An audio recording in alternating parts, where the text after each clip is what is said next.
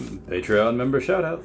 Now that you're here, boy, all I want is just a chance to say, get out, leave right now. It's the end of you and me. It's too late and I can't wait for you to be gone. Cause I know about her who, and I wonder how I bought all the lies. Hey guys, how's it going? It is I, the real Randy Chavez, coming at you today with a Veve OMI update video. Guys, if you're new, welcome. If not, welcome back. I love y'all. Everyone say hello to Dashi. Hello, Dashi. So, commenting, liking, subscribing is a free way to help support the channel. Non-free ways are Patreon and smashing that thanks button down below. So, OMI is pretty wild today, down about 10% to 0.0014-ish. Not as bad as, it was a little bit worse than Bitcoin. Bitcoin is about down 2.3%. The market's exactly flat today. The NASDAQ and the S&P were down 0.002 and 0.001, and the Dow was up 0.003, so it evened out to be very, very minimal. It was actually zero movement. But yeah, OMI, every now and then, that just happens, whether it be a whale taking profits. If you did buy at 0.0010 and you wanted to sell at a 60% gain, I can't really blame you for that. It's not bad for a couple weeks worth of work. Buying, sitting, and then waiting. So the good and bad thing with that is that even though we did have $1.4 million in volume today for OMI, it's just because the volume is still really low, if you decide to sell a good chunk of change, 100,000, couple 100,000, it does affect the volume a little bit, and it does affect the price a little bit as well. In the macro, we do have Forbes coming out with an article saying the gaming industry in particular seems particularly poised for NFT adoption, albeit a bit reluctant. Gaming NFTs hit a total of $5.17 billion in 2021, according to a report by nonfungible.com. Interactive and world-building games in Web 2 have already created environments where users own and exchange tokens within the game. Combine this with Web 3 and blockchain technology, and we've seen the rise of play-to-earn-based games. You've trained an entire generation to build and train these virtual worlds. It's kind of like training wheels for the metaverse, said co-founder Animoca Brands Yatsu. Animoca hosts some of the most popular blockchain-based games, including The Sandlot and others. So it'd be really interesting to see other people that are partnered with them. I'm just saying. I do believe that Veve can go viral at any moment of their choosing is what I should say. And I do believe as the years go on, we get a bigger and bigger piece of the pie. Not only the fact that we're growing and the space is growing in general, but again, once they turn on marketing, it's kind of over. Like we won at the end of the day, just my opinion. Something else is pretty interesting is that Veve Collectibles on their official Instagram page just happened to post a picture of Spider-Man on an Apple Watch, and that does look like one of, I think that's the rare version of the Spider-Man. Comment down below if I'm wrong with that, but I think that is the rare version of the NFT on the Apple Watch.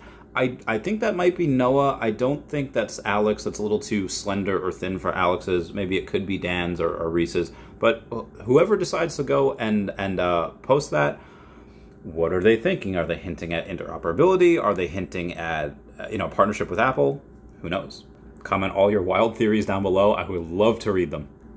I have advised all my whales to not have their crypto on exchanges.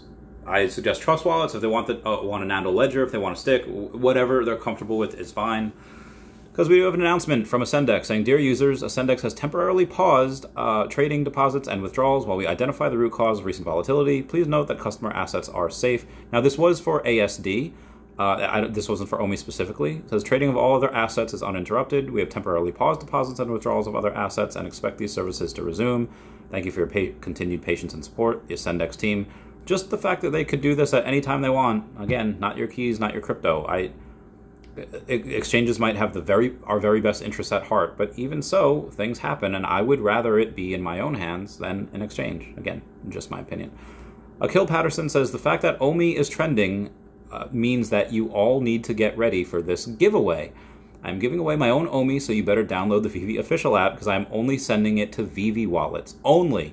So that is Akil Patterson. Definitely go follow him on Twitter. I'm not 100% sure of the rules of the giveaway. Maybe I'll have him on again and I'll give him an ask. So a couple more things about that original tweet showing the code for OMI to Gem and Gen to OMI. Hello K said, I used to have access to the API docs on their UAT environment. Those flags always existed, but if you looked up the APIs, it said depreciated due to abuse or something along those lines. So it looks like one of those things that might not be 100% new, that might be old code, as what Alex says. When Jeremy Padour gives those eyes, Alex said that's actually old code, sorry.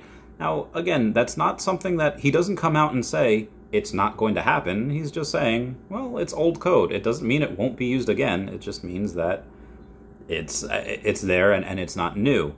But then Dr. of Stuff says 2-day old code, as if it was happened to become available in the most recent couple of days. So old is very, very subjective.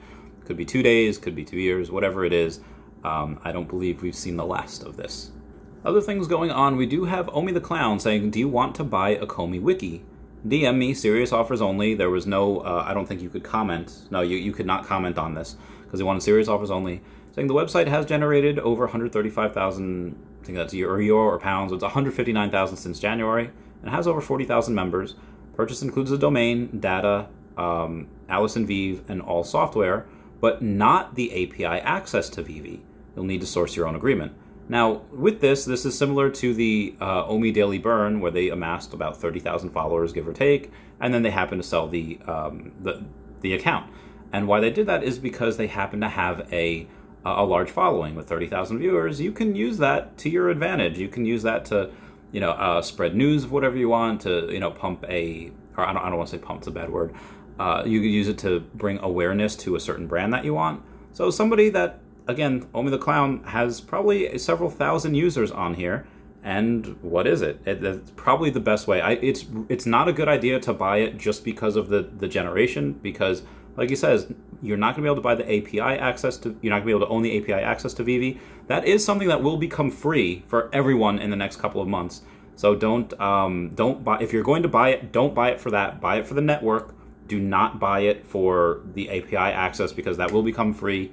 That is something that, if you want to buy it for that and think this will keep generating revenue for that, that's not going to happen. The best way to capitalize on this, if I were to buy it, would be for the network, for the amount of people that are in there. I'm just letting y'all know, just reading in between the lines for y'all. Moving on. Hello K comes out with a tweet saying, alternative view, so many people that hate on OMI/Veve do so because it actually generates a lot of revenue, which threatens their projects that don't. One's claiming to be community run, aka hype it up and bring in as many people in to pump up the bags of the devs and early adopters, but obviously not Veve. So more on some of their code that they have there. We're talking about market reservations that are on, asset transfers are now off, that will be enabled at some point again after everyone has KYC, web app on, CAPTCHA on, markets on, market maintenance is off. If you notice, a lot of our drops the last couple of weeks, the market hasn't closed for most of them. KYC required is off, but that will be turned on at some point, hopefully in the next month or so, give or take. Two-factor authentication is on, web gem purchases on, store auction is off, but one of the things that I saw is OMI to gem conversions and gem to OMI, which are both off right now, and I think that they might be turned on at some point. Just speculation here. Something that we see from Justin Taylor, aka the Smarmy Bum, on Twitter says, Sandbox you have, for daily active users, you have 1,180 active users in Sandbox, 978 in Decentraland, 30 million in Fortnite, 37 million in Roblox, 800,000 in Valorant, 200,000 in Second Life, and this is when talking about metaverses or things like that, I really put Veve in front of Fortnite, Roblox, Valorant, and Second Life, not really with Sandbox and Decentraland. I put Earth 2 in that same box with Fortnite and Roblox as well, because I think that's what it's going to be in the future. I don't really associate it with Sandbox or Decentraland. Earth 2 and Veve are things that I think are similar. Obviously, Vive's got the major IP, but Earth 2's already done their land sale. They are a little bit ahead, at least for right now. Blockworks goes and says, GameStop, our NFT marketplace will expand to cover Web3 gaming and other Ethereum environments. Interesting. So a little bit of purchases that I've done. It was on live, so it wasn't here. We do have a Thor Love and Thunder poster, which I happen to buy just because I think it's cool. And a buddy of mine owns like 30 of them, I believe, and probably going to buy more. One of the other things that I bought was Ghost Spidey from the Marvel Mighties. And why is because every single time I look at it on YouTube, it always has thousands of people watching, and then tens of millions of people that have watched the videos on there of those episodes, and they look like Marvel Mighties. And what does this tell me? This tells me that kids love that show, and not only that, but there seems to be 3 major characters in there. You got Spider-Man, the Peter Parker one. I believe that would be Miles Morales, and then you do have Gwen Stacy, the Ghost Spidey, and those are going to be some of the biggest ones, in my opinion, as far as Mighties. They are first appearances, except for the Spider-Man. The Spider-Man, we do have the other one, but Kids are the future, and they're all going to be bugging their parents for this, I believe. I don't believe I'm wrong.